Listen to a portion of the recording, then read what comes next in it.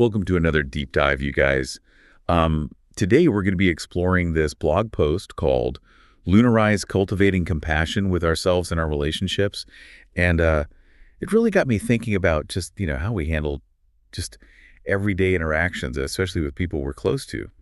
I think one of the things that really struck me about the blog post was it brought up the idea that we often confuse tolerance with true acceptance. Oh, interesting. And, it asks the question, like, are we really, embracing other people's differences, or are we just kind of gritting our teeth and bearing them? Yeah, that's a really good question. And, I noticed that the blog uses some really good examples, just like everyday annoyances that we all kind of face, Yeah. when we're in close relationships with people, whether it's, dirty dishes in the sink or an overflowing trash can. Right, it's like those little things. Exactly. Have you ever dealt with that? Oh, yeah, absolutely. And I think what the blog is suggesting is that, simply enduring those annoyances isn't true tolerance. It's about digging a little deeper and trying to understand, like, why do those things trigger us and how can we reach a place of genuine acceptance? It really struck me how the blog pointed out that, like, those reactions to things like, even little things like dirty dishes Yeah. could actually be a reflection of what's going on inside of us. Right. Why do you think that is? Well, I think it's a fascinating point because oftentimes our reactions, they stem from our own internal state. It's our own insecurities, our own unresolved issues. It's almost as if we're projecting our inner world onto the external world. Yeah, that makes sense. We live in a society that constantly encourages judgment and comparison. Yeah. We label things as good or bad, right or wrong. And that judgment, it's not just directed outwards, it's often turned inwards as well. Oh, absolutely. It's true. Sure. I mean, we're often our own harshest critics, right? Exactly. That inner voice can be pretty relentless. And the blog uses this very powerful image of someone sitting alone in a room. Okay. And even in solitude, our minds can be filled with anxieties and self-judgment. If we haven't cultivated that sense of inner peace and acceptance, then even our own thoughts can become a source of discomfort. Right. So we might be merely enduring ourselves rather than truly accepting who we are. So it sounds like what you're saying is that, like, in order to cultivate compassion for others, we first have to cultivate compassion for ourselves. That's a key takeaway from the blog. I think it challenges us to examine, our own internal landscape to understand our own triggers and patterns of judgment. And it's about recognizing that we all have flaws and imperfections, and that's okay. So it's not about pretending everything's fine or ignoring, like, the negative thoughts. It's more about, like, acknowledging them and just understanding where they're coming from. Precisely. It's about creating space for self-acceptance and even self-forgiveness. And this is where the blog's emphasis on forgiveness, I think, comes in. It's not about condoning hurtful actions, but about releasing the judgments that we hold against ourselves. It's about understanding that we're all works in progress. That's really powerful, and it makes me wonder, is forgiveness always possible, even, when we've been deeply hurt by someone else's actions? That's a complex question. Forgiveness, it doesn't mean forgetting or condoning hurtful behavior. It's more about choosing to release the anger and resentment that we hold onto, which ultimately harms us more than the person who wronged us. So it's a process, it's a journey. Exactly. And it begins with ourselves. Yeah. And as we kind of delve deeper into this concept of self-forgiveness, the blog highlights a powerful connection between our internal state and the external world. Oh, really? Yeah, it suggests that if we want to see more peace and compassion in the world around us, we need to cultivate those qualities within ourselves first. It reminds me of that Gandhi quote, "Be the change you wish to see in the world." Right. It all starts with us. Absolutely. We can't expect to live in a world filled with love and understanding if we're constantly judging and criticizing ourselves and others. It's about shifting our perspective, recognizing our interconnectedness. Okay, but how do we actually do that? How do we move beyond just, like, tolerating each other's flaws and, like, truly embrace compassion both for ourselves and the people around us? Well, the blog offers this beautiful vision of a world where love is the foundation of all of our interactions. Okay. Imagine replacing judgment with understanding tolerance, with acceptance. It sounds kind of utopian, but I see what they're getting at. I mean, like, what would our lives look like if we approached every interaction, every situation with love as our guiding principle? It's kind of radical. It is, and the blog encourages us to contemplate this question deeply. It suggests that our true essence is love, and embracing that truth could lead to profound shifts in our relationships and the world around us. While I understand the idea of, seeing the good in everyone, how does that apply in, like, really challenging situations? Like, what about when someone has really hurt you Is it always possible or even necessary to forgive them? That's a great question, and it gets to the heart of what the blog is exploring. Remember, forgiveness isn't about condoning the actions, but about choosing to let go of the resentment and anger that we might be holding on to. Okay. Those feelings ultimately harm us more than the person who caused the hurt.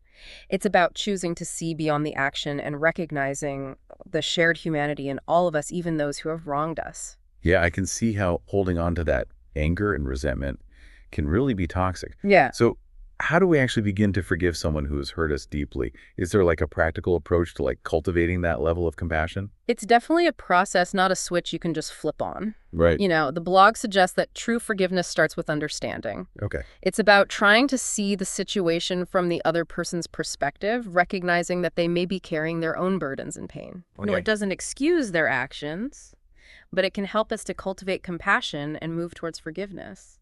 So it's about recognizing that we're all flawed, we all make mistakes, Mm-hmm. and offering ourselves and other people that same grace and understanding. Exactly. And remember, it's not about being naive or pretending that everyone is perfect. It's about acknowledging that everyone, including ourselves, is worthy of love and compassion, regardless of our flaws or past mistakes. We all have the capacity to hurt and be hurt, and we all have the capacity to heal and grow. Yeah, that really resonates with me. I think it's easy to get caught up in judging ourselves and other people, but remembering that we're all on this journey together can help to shift that perspective. Yeah. But, it can be a challenge to like put this into practice in everyday life. What are some practical ways we can cultivate self-compassion and extend that compassion to others? It's about making conscious choices moment by moment. It could be as simple as choosing to speak kindly to yourself when you make a mistake, instead of engaging in that negative self-talk, or offering a patient ear to a friend who is struggling instead of offering unsolicited advice or judgment. It's about recognizing that even small acts of kindness can create a ripple effect of compassion. So it's not just about grand gestures, it's about those everyday moments where we choose kindness and understanding. Absolutely. And that's where mindfulness comes in. The blog emphasizes the importance of paying attention to our thoughts and feelings, noticing those moments of judgment or criticism, and consciously choosing a more compassionate response. Sure. There are some simple mindfulness exercises you can try, like taking a few deep breaths and consciously offering yourself words of kindness and encouragement. Oh, I love that idea. It's like we're creating a more peaceful internal environment, and that can kind of radiate outwards into our interactions with other people. Exactly. And remember, it's a practice, not a destination. Some days will be easier than others. The key is to keep showing up for yourself and others with compassion, even when it's challenging. It sounds like cultivating compassion is an ongoing process of self-discovery and growth. It is. And as we cultivate compassion within ourselves, we naturally start to see the world through a more compassionate lens. It's like we're creating a positive feedback loop. The more we practice compassion, the more it becomes a natural part of who we are. I can see how that could lead to some pretty amazing shifts, not just in our personal lives, but in the world as a whole. Yeah. Wow. It really is amazing to think about like how cultivating compassion can have this ripple effect. It starts with us, then it goes out to our relationships, and then ultimately it impacts, the world around us as we wrap up our deep dive into this blog post, Lunarize Cultivating Compassion with Ourselves and Our Relationships. What are some like key takeaways that you hope our listeners will kind of walk away with today? Well, I think one of the most powerful insights from this blog is the idea that true compassion, it begins with self-compassion, Yeah. It's about recognizing that we're all imperfect, we all make mistakes, and that's okay. We can choose to treat ourselves with the same kindness and understanding that we would offer to a loved one. I think that's such an important point because so often we hold ourselves to these incredibly high standards, and then when we inevitably fall short, we tend to just beat ourselves up about it. Yeah, and that inner critic can be so harsh, but what if instead of criticizing ourselves, we offered ourselves, words of encouragement and support? What if we acknowledged our efforts and celebrated our successes no matter how small they may seem?